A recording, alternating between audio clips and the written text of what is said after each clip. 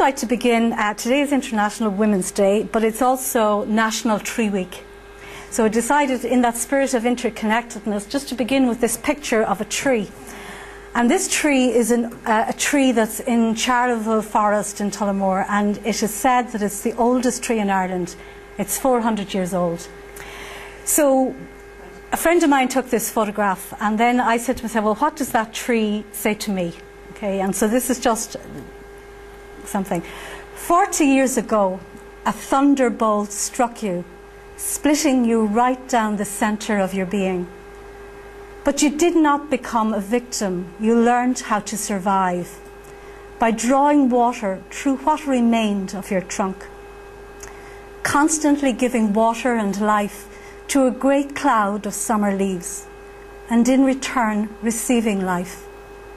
How much we could learn from you of what it means to be truly interconnected. Though your heavy elbows almost droop to the grass, little else indicates your great age of 400 years. What changes you have witnessed in your lifespan? How much wisdom you hold in your cellular memory. You witnessed the town you are rooted in burned to the ground in 1785, just as you witnessed it rise phoenix-like out of the ashes. Will you live long enough to witness our evolution into Homo universalis, as we rise phoenix-like out of the ashes of the civilization that is now burning up? Perhaps you will, because there's a lot of life left in you, and our time of quantum leap is near at hand. It's my belief from everything that I'm reading that we're at a turning point. I think most of us will agree to that, okay? And I suppose we evolve or we die, okay? And yet, as we look around us, everything is under threat. Everyone's overwhelmed.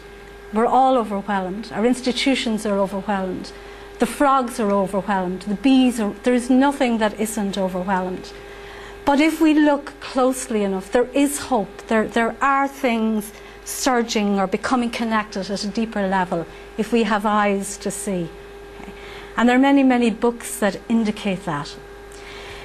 A number of years ago when I was in San Francisco, I took this photograph of the fountain that's in Civic Square.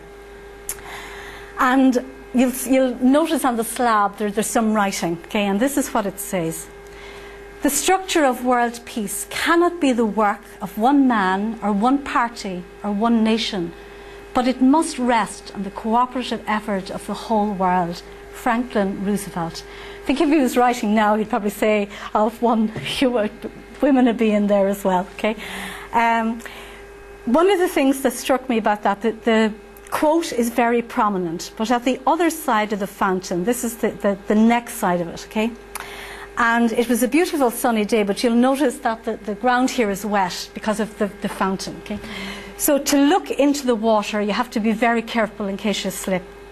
But if you do come close to the edge, you'll find that there's a second quotation on that fountain, but it's actually written at the bottom of the fountain, underneath the water. And this is what that one says. If you try to pick out anything at all in the universe, you will find it hitched to everything else. That is the interconnectedness. But to get to that, as I said, quote, you have to go underwater. And that really, really struck me, that to get to the deeper level of what the first quote asks, we have to do our soul work. It's a question of my soul, okay, or however I experience soul to be. It's the deeper part of me, because it's only when I go inwards, okay, into who I am and what I want to be rather than do, that I can actually answer the invitation of systemic change. The exciting time of, I think, being alive at this time is that science is now confirming or affirming what our poets, okay, that Kathleen read, and what the mystics knew for centuries. So I just have a few slides of what the mystics have said, and just to compare it to what science is now saying. But before that, Carl Jung said, your vision will only become clear when you look into your heart. Who looks outside dreams, who looks inside awakens. So awakening is an inside job. Okay? Carl Jung was also asked the question, will our human species survive?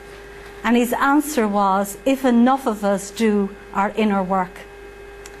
Because when we don't, we sleepwalk, okay, and we're not really awake or alert or focused. And an awakened consciousness is alert, it's focused, and it doesn't get caught up in anxiety, and it also doesn't get preoccupied with blame. And we live in a world that's preoccupied with finding who's at fault, when really it's not individuals, it's not institutions that are at fault. The fault is in the story that we're telling ourselves, and our story has to change.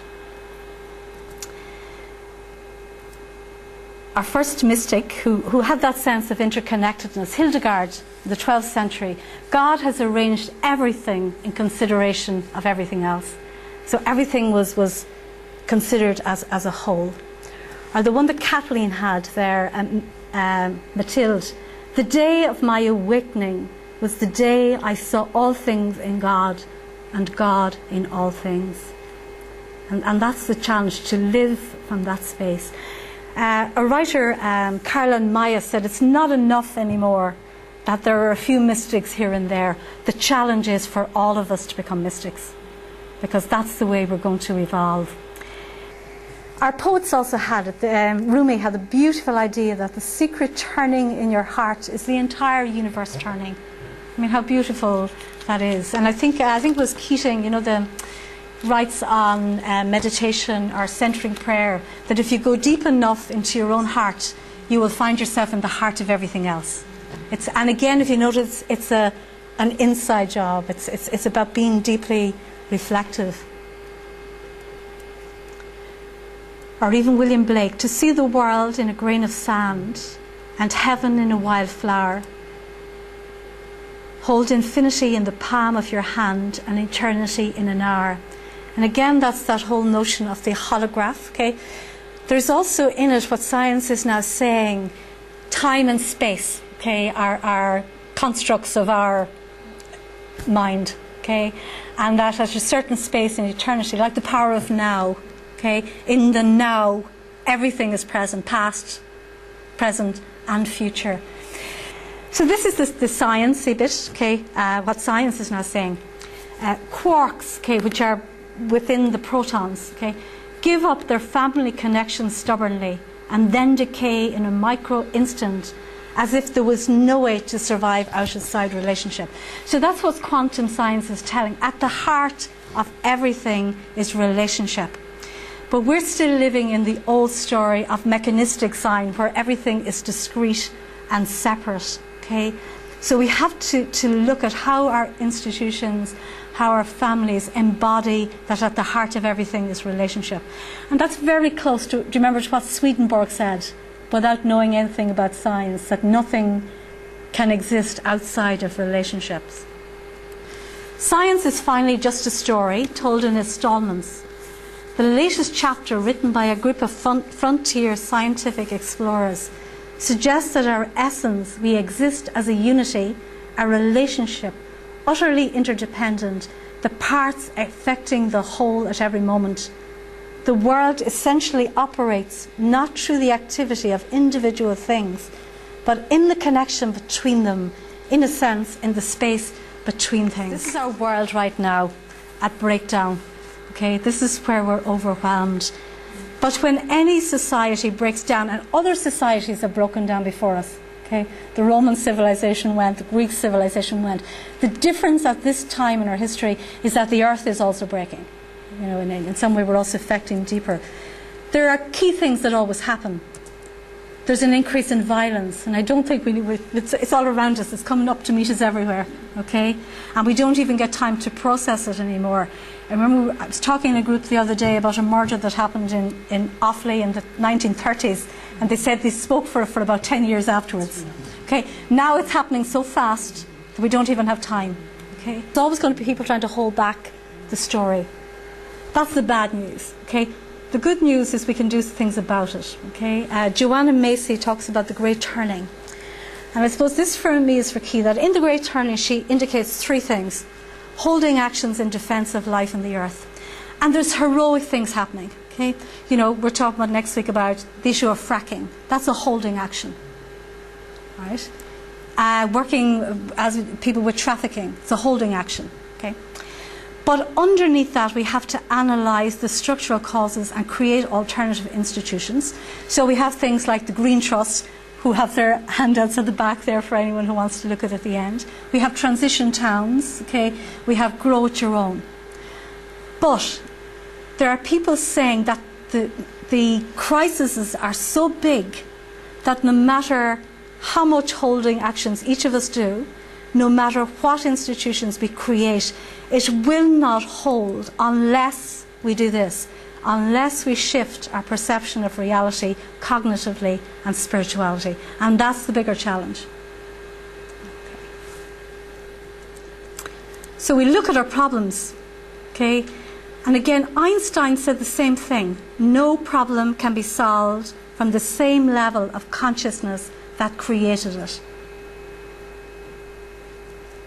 And I may need to stop at the next one, even though I have lots more. This is one that I think is key, and I think it's key for our congregations, key for any group that's looking at it.